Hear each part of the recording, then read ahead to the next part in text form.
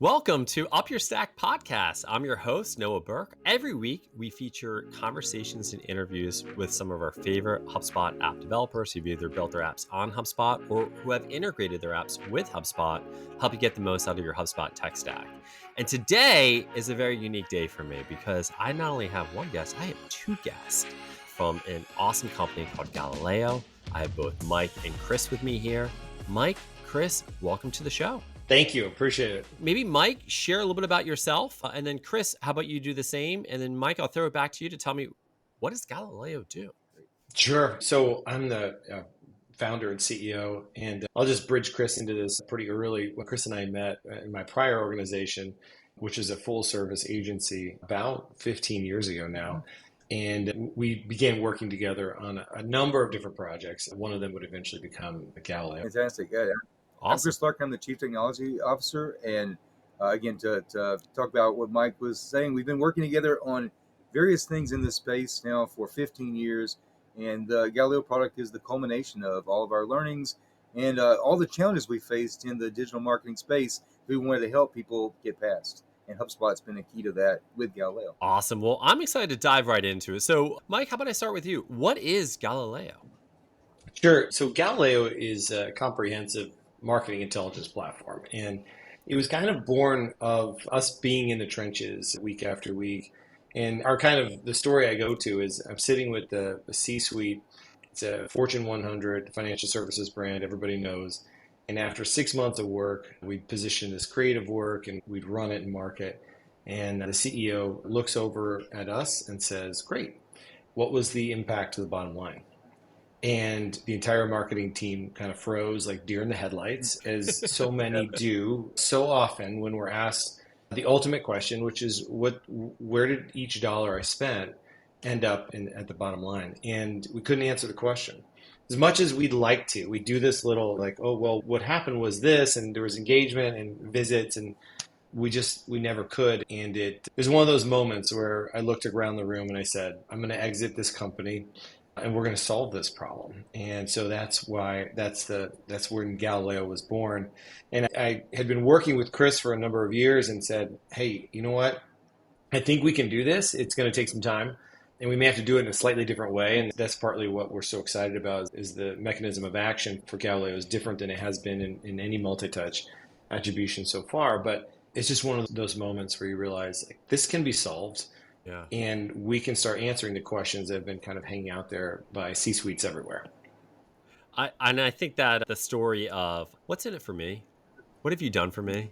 Where's the money actually going? Right. I mean, attribution is where it's all about to be able to understand it. So I guess there's a question for you, Chris. When you see the problem you're solving, ultimately in the end, what is that for a client? It's a great question. So what we run into, and unfortunately, I think a lot of us fit into this category. It's companies that are successful in spite of themselves. In other words, they've got leads coming in. They've got profit. What's happening in the middle, they don't understand. What nurturing is working? What messages worked? What actual content are people consuming from your website? Hey, at the end of the day, we're making money, right? So it's not a problem. But the question is, what are the lost efficiencies? And that's what we're trying to find, or what are those lost efficiencies? Where can we turn down effort? And where are we not putting enough effort in? There's something we can exploit that we just couldn't see because there was so much noise. And Galileo is designed to help you cut through that noise, to have an infinite look back window to see all of the traffic metadata and actions and make a holistic decision about what needs to be happening next for most effective results. And in your guys' opinion, are you selling to the marketers? Are you selling to the C-suite? Who are the individuals who are most interested to have a product like Galileo? No, first of all, thank you for the question. It's one that we have been asking ourselves for years because as we developed it as an agency, and we developed it as an agency because we had these were our problems, and so we set out to uniquely solve our problems, and then we thought, well, we'll go ahead and sell directly to brands. The challenge is that brands still have an issue in that they need to hire agencies, right? It's complex enough. The space is changing. It's very dynamic, et cetera. So they needed agencies. And so after some time, we turned our attention back to the agency and said, we built this for you. And so our growth model, our whole model is built on supporting the agencies of the world, some of which are CRM integrators, right? Mhm. Some are hybrids, and then some are your pure play agencies, which to the world would never admit that they're not exactly sure what the result is to the bottom line. But when you get into the operations and the C-suite, they say, yeah, we're not really sure, and we really do need tools like this. And as soon as we walk through that door and have a conversation, it becomes evident that this is a clear differentiator for agencies as well.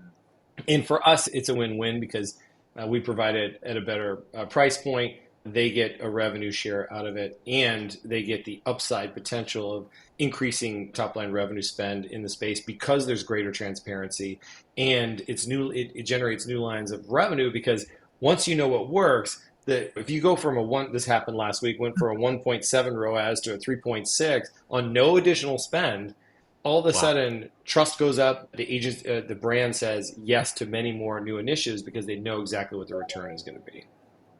So why has this been such a tough problem to solve? And why a product out there to solve? Like, why hasn't it been solved today? Like, shouldn't this be commonplace to do attribution in the digital age? Yeah, it's just so I'm chopping at the bit, but I'm actually going to pass this one to Chris because I think this is one that he would also love to answer. So I'm gonna let Chris answer I that. really You want to take appreciate it, it. Chris? This is one of my favorite ones to answer because the reality is that there is an incentive to not know the detail. Again, an example I just gave: leads are coming in. At the end, profit is there. All that detail to actually cut away the unnecessary spend is not advantageous to the providers, the ad platforms, right? And the agencies are also looking at that kind of element. So part of it is that if it's working, they don't really want to know all the detail. It is quite a bit of effort to undertake to figure this out, and especially to figure out in a way that's not just bespoke to your own individual needs, right? To create a platform like Galileo that anyone can Correct. use. So there's a little bit of the level of effort to get in to do this is big, but there's also that what are the secondary things we want to avoid? What do we not want to know? And because there are many different players and they can be finger pointing, what we found is giving people the most information is better for everyone because the person with the most information usually wins. Well, it's really interesting because I remember back in the day, maybe I'm dating myself now. There is a company out there called Reach Local, and I was back in the 2008, 2009 period. And at the time, the company, still to this day, I believe they're around, they would sell advertisements and drive people to a website. And no one paid attention to their website from a conversion rate optimization standpoint. They always want to put money towards ads. Well, you just need to get them there. Well, you need to get them there, but you also need to have them convert. And so I always considered marketing as two components: one, getting them there; two, converting. Is attribution really the third component? If you're going to spend money on ads and you're going to spend money in improving the conversions to your website, if you're not doing attribution, does that mean you're really not doing marketing effectively at this point? Is that kind of the future? I think that's a good point. I love Mike's thoughts on That's this too. I was just going to say though that attribution is what allows you to do those other things. It allows you to measure what's coming in and allows you to measure the effect of that messaging. So without attribution, there's a lot of guesswork. Mike, what were you thinking? Yeah. Yeah, look, just going back a half step to the prior question, why hasn't it been around? If you look at, I'll just take Google Analytics. It's a free tool. Does anybody stop and wonder why it's a free tool, right? And I just wrote a lengthy post on this on one of my newsletters, which is if you're being offered a free tool, the chances are your data is the product, right? And so what happens is you plug in, you give Google Analytics or you give Google access to all of your data, and they see everything that happens. They know everything that goes on, and yet we're given, as part of Google Analytics, just a really small sliver of some of the analytics that are possible to be shown to us. Now, if you take that out to nth degree, for instance, the attribution window in Google Analytics is 90 days, right? Does anybody know this off the top of their head? Most people don't recognize the fact that it's incomplete. It's the data is skewed, right? And you're decisioning based off of poor data quality, effectively.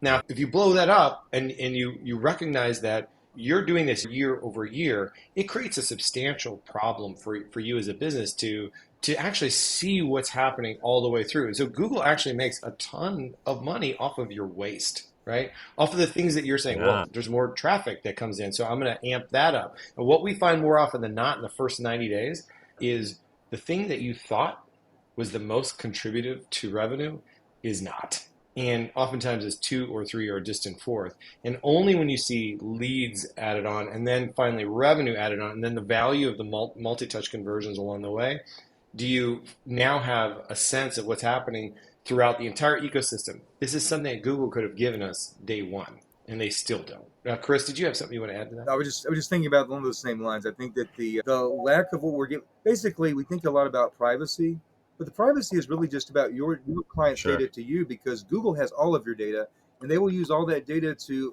modify the way the algorithms work for all their advertisers. So what you're really doing is giving all your data to a third party, and what Galileo is about is bringing that back to where you own your client data, and you can make decisions about the client data you own fully interpreted. So I think you guys gave an example earlier that there was a big increase in ROAS. And talk to me more about that. Like, when would a client expect to see that type of increase in return? And what are they doing? What type of client is this in general? Are they in the B2C market, the B2B market? Does it even matter for that point? So maybe this is kind of a two-part question here. So first thing I want to call out is that the definition of return on ad spend, or ROAS, as you said it, is there's no standard definition, right? Google will use it one way, HubSpot will use it another way. And so it's highly problematic in that we commonly use this in conversations between marketers, between sales and marketing. Sure. Say, well, what was the return on that ad spend? And depending on the contextual framing, you're going to be talking about a return as being a visit or an event on page, right? It could be a form filled out or a download, and not all the way to what we definitionally think of it as being a function of economic return. And so that's the first problem in that. To answer your question, so our first challenge is to standardize what that means and to say it's an economic return and it's dollars in versus dollars out from a top line perspective.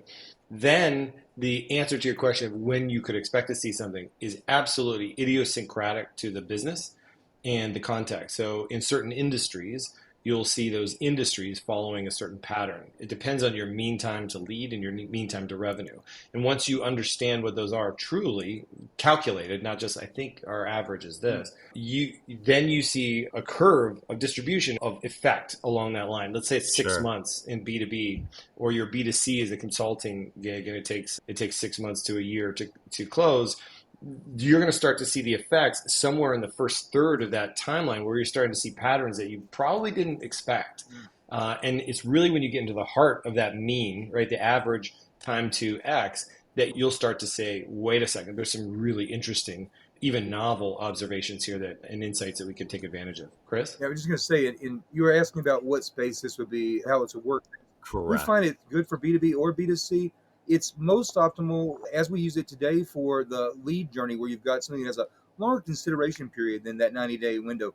In higher education, for example, very high dollar cost for the degree program. You have to be very selective what you're picking. So people might be looking for months or years.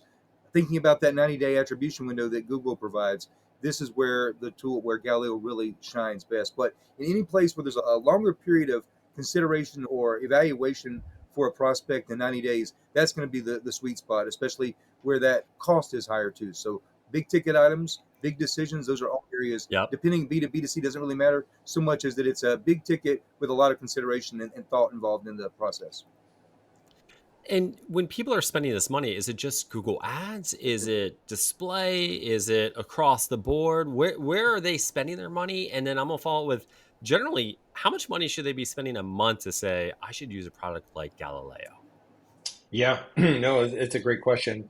So where they're spending money is, there's two halves to that equation, right? One is the hard cost of your actual media spend.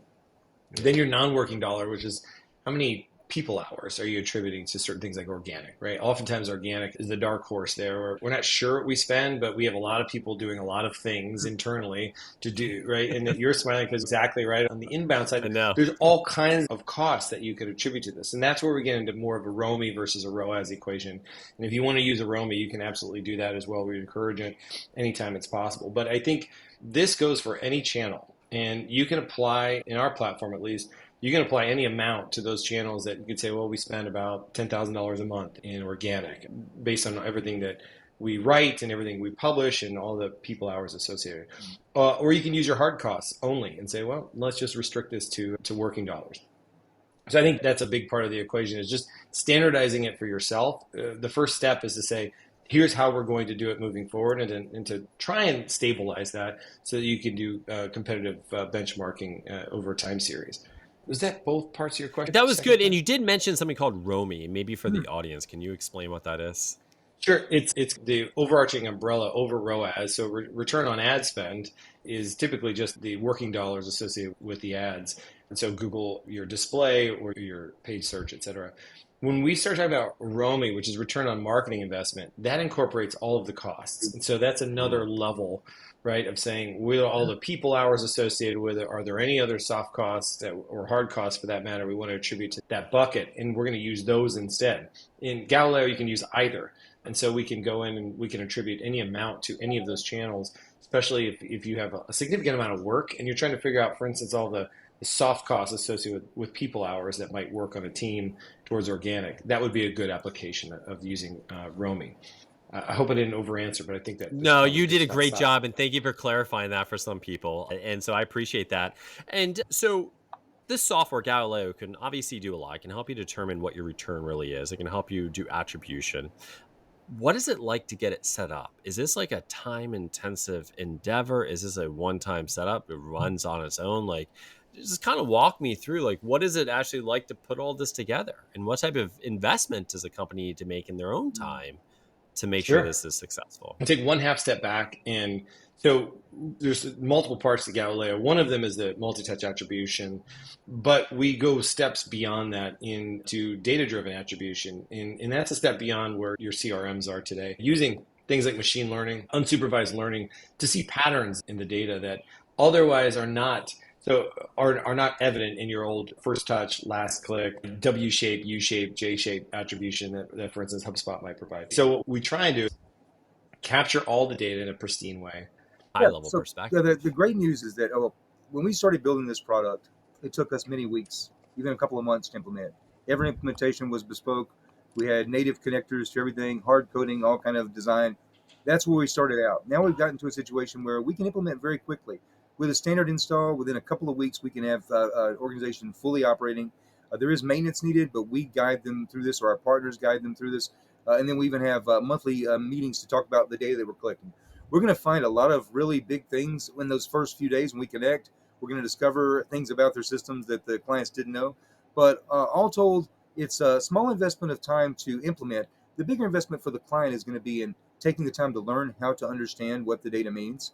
We are building more advanced tools to actually give English prescriptive analyses. Right now, it's not. It's a lot of charts and some analyses, but it requires an analyst that understands it. So the biggest investment for users of Galileo is going to be understanding this more rich tapestry of data. It's quite a bit more than you would get from a Google Analytics or Google Ads. Imagining all your platforms woven together and even understanding the conversions across other platforms, so that when you get one conversion and someone clicked an ad on Facebook, Twitter, Google Ads, Google Display, and programmatic, that's not 5 conversions. That's one conversion, and it's weighted in our attribution based on the actual purpose and the value of each of those actions. So again, simple to install now. It's something that we can be done in less than 2 weeks for almost any organization, in days for a lot of organizations. The biggest issue is scheduling, getting our resources available to schedule for you. Otherwise, it always is. It's always scheduling, ultimately, in the end. And so there are other companies who do attribution. Some of the software out there, like HubSpot, does attribution. So how does this differentiate, and how do you differentiate from these other applications in the market? Yeah, so the thing about Galileo is that we focused on what can we collect from the user experience first. Where a lot of the platforms, they're connected into the APIs of every ad platform, and they read all the data that the APIs provide. What we've found is that collecting the actual user actions as they're happening and stringing them straight to our back end and then processing it, stitching the data together later, gives us a much more comprehensive picture than a lot of the other tools. We rely on the actual user actions and not what an API might or might not provide. We can use the APIs to then enrich our data that's collected, but it's the first party data that we're collecting that distinguishes us from the competition. We also collect all data points. So where there might only be a couple of ads captured in HubSpot relative to specific events, we want to add more than just what HubSpot provides, and we'll show you every touch point. And we have there's a lot of things you can do to analyze it that weren't really possible when you're only looking at 90 days in a subset. When you're looking at 2 years of data, and you can measure specific events, like when someone submitted an application to get approval to become an MBA student. That's the information that we're really honing in. So it's really about being much more comprehensive. And also we have a data science team that is helping us find nuanced, new ways to analyze the data to give a picture that you can't really see from those traditional U-shape, first and last, even the data driven from Google. So it almost to me sounds like I'm sure the iceberg analogy has been used a million times in all sorts of different industries. But I mean, it truly sounds like this is one of those scenarios that the iceberg analogy really makes sense as the existing tools in the marketplace is what you can see above the Right. water versus the entire picture of this massive opportunity is all sitting below the water in the case of an iceberg. And it sounds like in your particular case, you're, as you mentioned earlier, you're leveraging first party data, you're leveraging data that normally goes unseen to give yourself a more comprehensive picture of how the spend is really driving That's results. Is that a fair analogy to that's exactly use? right, Noah. In fact, 100%. one of the situations we've run into several times already is where a client has joined us using Galileo. Maybe they've got their budget split halfway, $1 million a year to Google Ads, $1 million to Facebook. And then they discover that even though half of their leads are coming from each, only 10% of their revenue actually comes from those Facebook leads. So they're spending all that fortune and money, and that's a low one. There's some that spend many millions. But even you asked a question earlier about what do you need to spend to have Galileo benefit you? Galileo is going to give the average company 20, 30, 40, 50% efficiency gains, reduce costs, more conversions that are good. Wow. And so you could be spending a very small amount, $10 or $20,000 a month. You can definitely exponentially increase your profitability, especially if you're in a situation where you can't see those details. If you really are in that spot where you're getting leads and you're making money, but you don't know how to optimize what's in the middle, how to make more of the leads turn into revenue, and how to isolate the leads that aren't going to be revenue earlier and save the hard cost of interactions and follow up. That's the trick to it. And so we have something I think that will help anybody, even with a lower spend, to get value. Wow. In what gaps do you suppose you're kind of filling in the HubSpot ecosystem now? And I know we've kind of alluded to and talked about it in general, but if you had to pinpoint it, someone has HubSpot, what gaps are you filling for them with Galileo? Yeah, I'll take a couple of those because we get asked this First of all, we're huge fans of HubSpot. It's our CRM, so I'll start with that. Yeah. Right, I want that to be clear. However, there are between 7 and 10 dimensions of data quality, depending on who you ask, and about 5 of them or half of them in any of those scenarios fail immediately when you start getting into the walled gardens of any particular CRM. I mean, it can be Sure. Salesforce, it can be HubSpot, it can be Sugar. It doesn't matter. As soon as you get inside the walled gardens, you end up with inaccuracies. And I sometimes use the analogy of a treasure map, and that if you had a treasure map that was 75% accurate, would that be good enough? And the answer is absolutely not. Like, you'd be wrong, right? If you look at HubSpot's attribution page and you read the fine print, there are about 24 places where the word does not work if appear. And you can find them pretty easily in that there's a lot of instances where if you don't email the primary user on an ad account or an account, it doesn't record the record, et cetera. Yep. And all of a sudden, the integrity of the data fails immediately. So what you have is 99% to 98% to 90 to 76. And all of a sudden, the treasure map analogy kicks in, is that I can be shoveling and be off by 1% and probably still hit the edge of the trunk. I could be off by 15 or 20% and I'm nowhere near right where I need to be. Yeah. And the answer is that it will work to some degree. You maybe find some coins, we'll say, not to mix my metaphor, but you're not going to find the ultimate treasure. And that's what Chris described early in this conversation, which is there are a lot of companies out there that are successful in spite of themselves. We are doing something right. But what's dark, what's invisible to us is the counterfactual, is what would happen if we had all the right information. And I just challenge users of HubSpot to go to that page and see how many ways it can break for you to say, oh, wait a second. Not to mention the fact that if you use theirs, they'll strip your email marketing, put in of UTMs and put in their own. And so now if you ever try and switch, you're going out blind, right? They're turning you out to the world with nothing to show for it. So there are a lot of reasons why, and it's not just HubSpot, it's all the CRMs will do this. So Sure. If you're in and you're getting a moderate success, great. But if you want to really step it up and create clear differentiation between you and your competition in ways that they can't achieve, then it's time to look at an independent third-party platform like Galileo. I appreciate you sharing that, because that's a question that most people always have, is like, what's the difference between X and Y? And as I do these podcast episodes, I mean, it's a common question that any customer is going to be asking. So kind of wrapping this up now, what's the future of Galileo? And I think you alluded to it a little bit earlier, Chris, where you were mentioning something to the effect of analyzing potentially with AI. But maybe you want to elaborate a little bit more about the future of Galileo and what people can expect. I can share a little bit about that, and I'd love to have Mike's thoughts as well. But there are two big things that are coming forward. One is that this more interpretation and analyses that come straight to you already delivered, that it understands the particular clusters of KPIs and how they affect different operations, for that matter, different verticals. So it can understand for your use case with your data what the best answers are. But to give people prescriptive steps so they can take the information and know what actions to take immediately. And the second part is that we are releasing a self-serve version coming up. The next year will be a self-service version. We'll offer the platform to companies that don't have the ability or the resources internally to engage with consultants. Awesome. Yeah, I think just to cap that, Galileo was just recently, we wrote a case study for a business school, one of the top business schools in marketing, and it's now being syndicated worldwide and will be placed to the Harvard Business School system for cases. And so it's being used to teach marketing optimization globally today. I think that the next step for us is to continue to add in layers of machine learning, where not only, to Chris's point, are we going to serve up not just the platform, right? The platform is one thing, but you still need to glean the insights. The next step is to automate the insight delivery so that you don't have to be able to read it. You're just opening it up and saying, tell me, am I over or under? Like, what should I do? How do I reallocate? So what is available today is predictive revenue modeling, is where you can take your ROAS, historical ROAS, and in real time, you can say, I want to know what the future would look like if I reallocated my spend towards the highest ROAS based on the history. And so you can do that today in the platform, which is another advantage over some of the others. And then being able to automate using machine learning to an nth degree and having a conversation with the data and saying, great, over the last 30 days, what's the highest ROAS channel given it's a Tuesday, that kind of thing. So we're super excited about everything. And as you can tell already, it's coming at a breakneck pace. So we're just trying to keep up with capabilities. Well, this is my last question for you. And Mike, Chris, I know, Mike, you've had one heck of an entrepreneurial career so far. What advice do you have for entrepreneurs? So I've been an entrepreneur for 25 years, and I've exited a couple of the prior endeavors.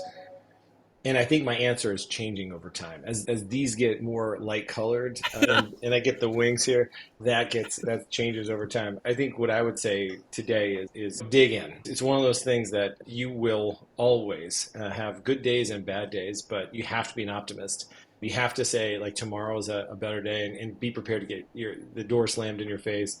People telling you can't do it, it'll never work, and be able to push a boulder uphill from a dead stop, because it's difficult, and yet I wouldn't trade any year of all the 25 years for anything, just because it's the most exciting, fun thing that you could do as a profession, I think. Chris, do you have anything to add to that? Right. I think that the thing, you summed it up well, but I think the thing we all know is that if you do something you love to do, it does not feel like work.